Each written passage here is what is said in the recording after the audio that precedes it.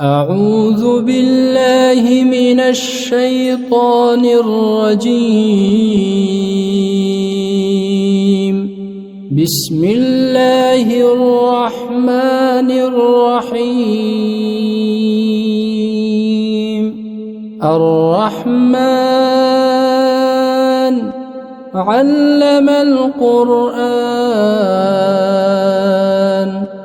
خلق الإنسان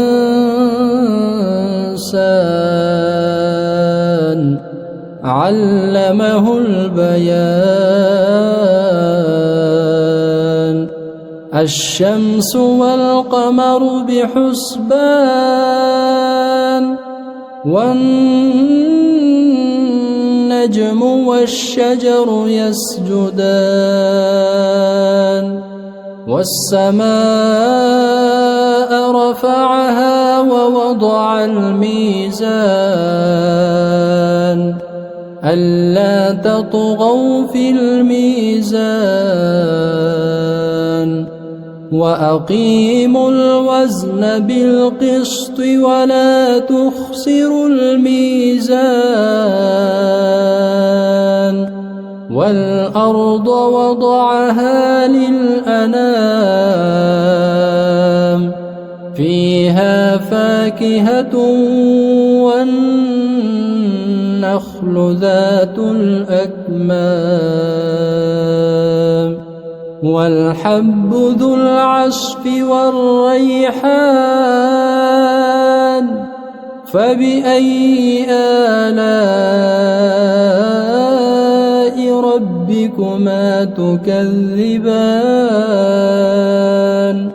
خلق الإنسان من صلصال كالفخار وخلق الجان من مارج من نار فبأي آلاء ربكما تكذبان. رب المشرقين ورب المغربين فبأي آلاء ربكما تكذبان. مرج البحرين يلتقيان بينهما برزخ لا يبغيان فبأي آلاء ربكما تكذبان. يخرج منهما اللؤلؤ والمرجان فبأي آلاء ربكما تكذبان. وله الجوار المنشآت في البحر كالأعلام فبأي آلاء ربكما تكذبان. كل من عليها فان ويبقى وجه ربك ذو الجلال والإكرام فبأي آلاء ربكما تكذبان. يسأله من في السماوات والأرض كل يوم هو في شأن فبأي آلاء ربكما تكذبان. سنفرغ لكم أيها الثقلان فبأي آلاء ربكما تكذبان. يا معشر الجن والإنس إن استطعتم أن تنفذوا من أقطار السماوات والأرض فانفذوا لا تنفذون إلا بسلطان فبأي آلاء ربكما تكذبان يرسل عليكما شواظ من نار ونحاس فلا تنتصران فبأي آلاء ربكما تكذبان فإذا انشقت السماء فكانت وردة كالدهان فبأي آلاء ربكما تكذبان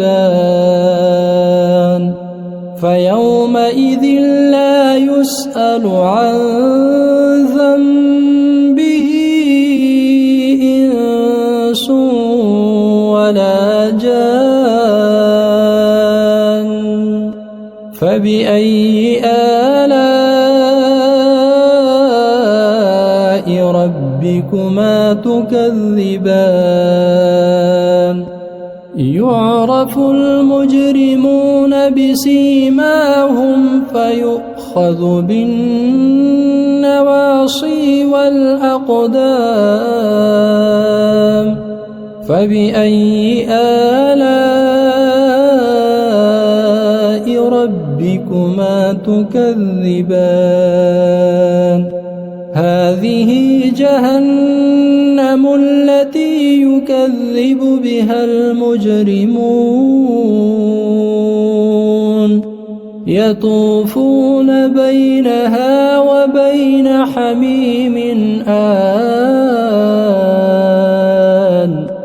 فبأي آلاء ربكما تكذبان ولمن خاف مقام ربه جنتان فبأي آلاء ربكما تكذبان ذواتا أفنان فبأي آلاء ربكما تكذبان فيهما عينان تجريان فبأي آلاء ربكما تكذبان فيهما من كل فاكهة زوجان فبأي آلاء ربكما تكذبان متكئين على فرش بطائنها من استبرق وجنى الجنتين دان فبأي آلاء ربكما تكذبان فيهن قاصرات الطرف لم يطمثهن إنس قبلهم ولا جان فبأي آلاء ربكما تكذبان كأنهن الياقوت والمرجان فبأي آلاء ربكما تكذبان هل جزاء الإحسان إلا الإحسان فبأي آلاء ربكما تكذبان ومن دونهما جنتان فبأي آلاء ربكما تكذبان مدهامتان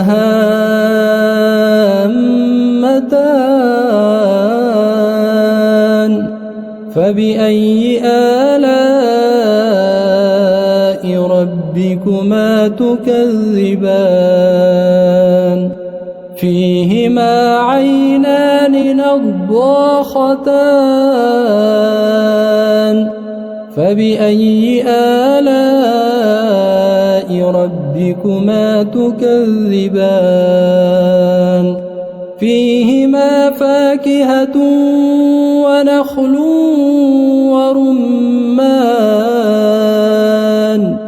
فبأي آلاء ربكما تكذبان فيهن خيرات حسان فبأي آلاء ربكما تكذبان حور مقصورات في الخيام فبأي آلاء ربكما تكذبان لم يطمثهن إنس قبلهم ولا جان فبأي آلاء ربكما تكذبان متكئين على رفرف خضر وعبقري حسان فبأي آلاء ربكما تكذبان تبارك اسم ربك ذي الجلال والإكرام